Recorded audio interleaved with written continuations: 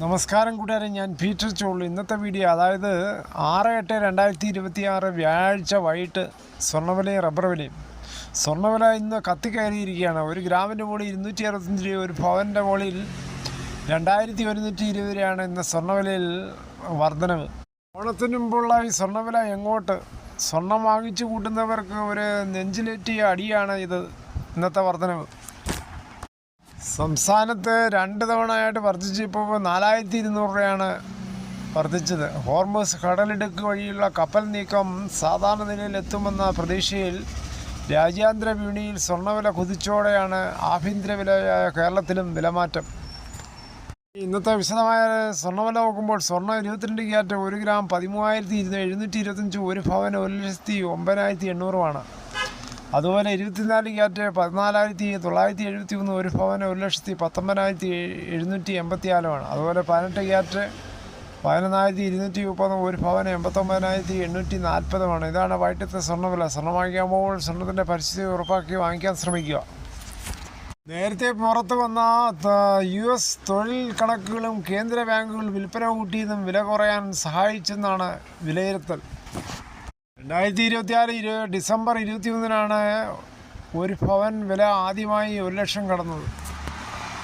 ഇന്നത്തെ വിശദമായ റബ്ബർ വില നോക്കുമ്പോൾ റബ്ബർ വില Kottayam RSS 4 kilo 284, RSS 5 kilo 281, ISN 20 254, latex 60% DRCL 199.70.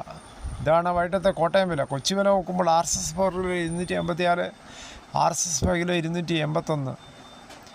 Agartala വില നോക്കുമ്പോൾ RSS 4 കിലോ 276, RSS 5 കിലോ 273.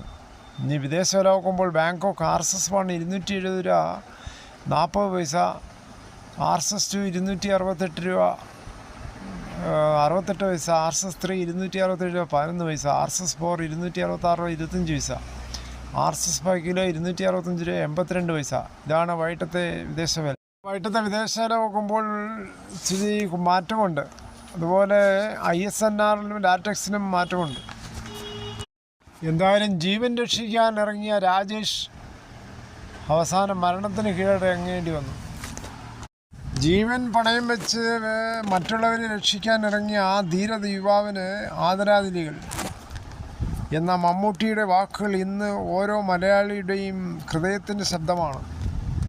പ്രളയജലത്തിൽ കുടുങ്ങിക്കിടന്ന ഒരാളുടെ ജീവൻ രക്ഷിക്കാൻ സ്വന്തം ശരീരത്തിലുണ്ടായിരുന്ന ലൈഫ് ജാക്കറ്റ് ഊരി അദ്ദേഹത്തെ ധരിപ്പിച്ചു. രക്ഷിച്ചയാൾ സുരക്ഷിതമായി കരയിലെത്തിയെന്ന് ഉറപ്പാക്കിയ ശേഷമാണ് രാജേഷ് തിരികെ നീന്താൻ ശ്രമിച്ചത്. എന്നാൽ അതിശക്തമായ മലവെള്ളപ്പാച്ചിലിൽ ആ ധീരഹൃദയം പ്രകൃതിയോട് തോറ്റു.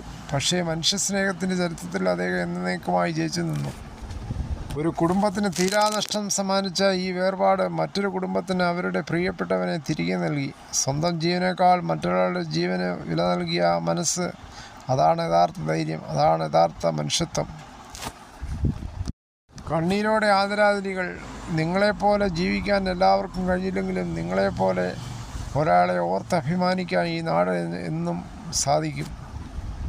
ധീരനായ ചെറുപ്പക്കാരൻ രാജേഷിൻ്റെ ആത്മാവ് നിത്യശാന്തി നേരുന്നു. കുടുംബത്തിൻ്റെയും പ്രിയപ്പെട്ടവരുടെയും ദുഃഖത്തിൽ ആത്മാർത്ഥമായി പങ്കുചേരുന്നു.